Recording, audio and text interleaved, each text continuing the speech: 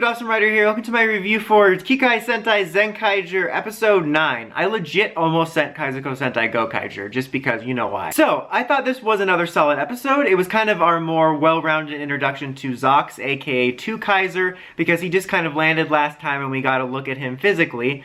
And you start off and everyone's just kind of being obnoxious around him and trying to figure out who he was. Like, literally, it's just all the Toku characters honking their horns, and that was annoying to me. But then they take him back to the restaurant, and they sort of explain that it's really funny because he's like, oh, you look like Kaizuko Sentai Gokaiger. And the sister's like, yeah, we just copied their suits because they look cool. Which I thought was funny. I like that they directly addressed it, and that is something I like that they've done a decent amount in Zenkaiger, is they kind of address some of the more meta things, in particular during the Zenkai Red special and whatnot, but they'll address it every now and then, and I like how they just tackled it head on. But basically, they come from the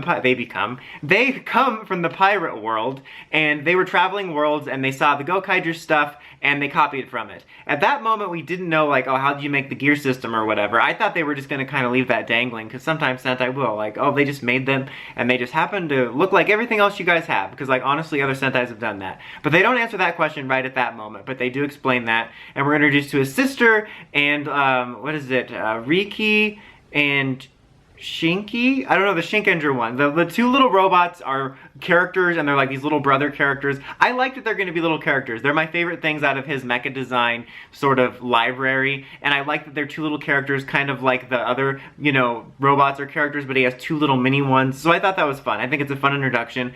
Honestly, I mostly like everything about him and his little quote-unquote family outside of the dancing. The dancing, I just don't like it. Some people are going to be amused by it. I get that it makes sense, and the whole yo-ho pirate thing makes sense, but for me, it's not dumb fun, it's just dumb. But that's just me. That's the only part I really don't like at this moment. But for the most part, I like his attitude, and I like the setup for him as this pirate character, and the fact that they stole the powers, and that they were just copying the Gokaigers because they liked the way they looked. It makes sense, and it kind of sets them up to be kind of a nice Gokaiger tribute in a way, because it's very much what the Gokaigers were like. We're like, yeah, we're just pirates, we don't care about the Super Sentai business. And so you know by the end of the series, he's gonna somehow probably come around to being some sort of a hero. I just glitched out there. Good thing.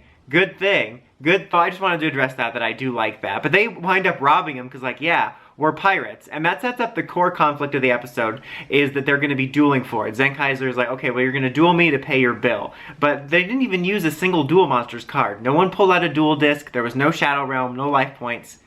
How is this a duel? So they're dueling for it and they're fighting, and meanwhile the B-plot is kind of the mochi monster of the week that's making everyone crave mochi, which actually led to some kind of funny moments, like when Juran said, hey, you're the one causing everyone to have a really specific crisis or something like that. And so Juran interrupts their, I think it's Juran? Somebody comes gets them, interrupts their duel, and is like, look, there's a crisis going on. And Zenkaiser's like, oh, can we go stop the duel and solve this? And he's like, sure. And then as soon as he walks away, he's like, kablam! I don't know why I said kablam like that. Hey guys, remember Kablam? Like on Nick, and they had Action League Now. That was actually my favorite part, made me like him even more, is that he blasted him when he was like letting his guard down. I thought that was funny. But once he once he finds out his sister's in trouble, he decides to actually pause the fight and go help. And they change the terms of the duel to being whoever defeats the monster first wins. And that gives him a chance to show off his Ohranger form and his Shinkenger form. And there's lots of obnoxious dancing within it. But the Shinkenger one looks pretty cool. And he does like a Reika Daizento Fire Smasher finisher, which is neat. And then Zenkaiser finishes him off in the mecha with Juran's and Gaon's mecha. And there's like a really silly mochi mecha fight. We keep up with the unique mech fights. This one's kind of dumb though.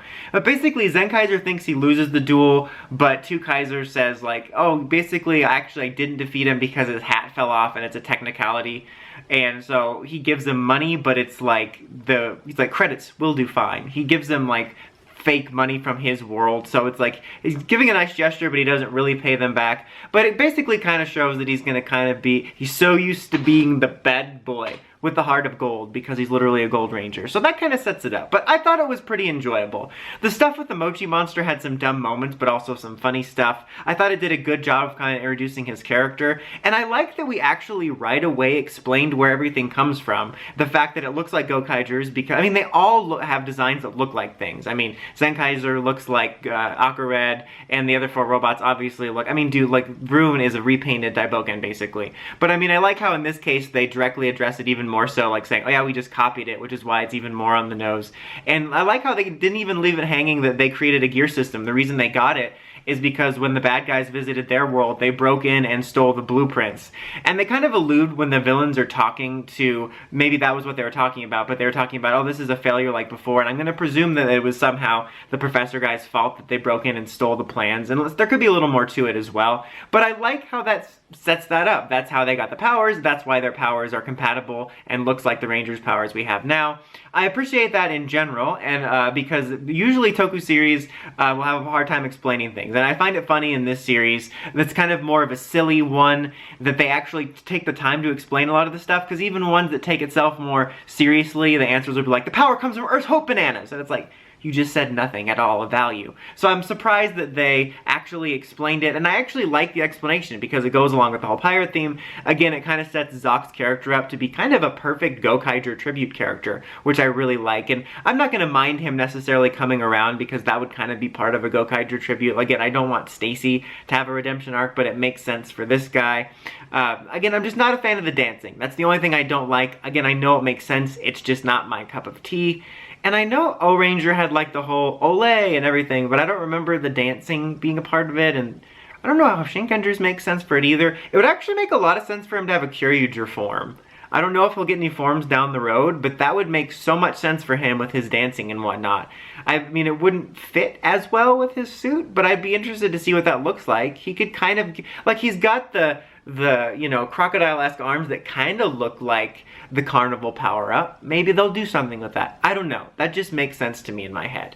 But I thought this was a solid episode. I would give it a 3 out of 5. I thought it was a good introduction to him. I like the little mini-bots, but I like that we're also not diving right away into his mecha. But what do you think of TwoKaiser overall? Let me know in the comments as always. Until next time, like, comment, subscribe, and climb the steps and ring that bell so you can get my videos. Dawson Ryder, signing out.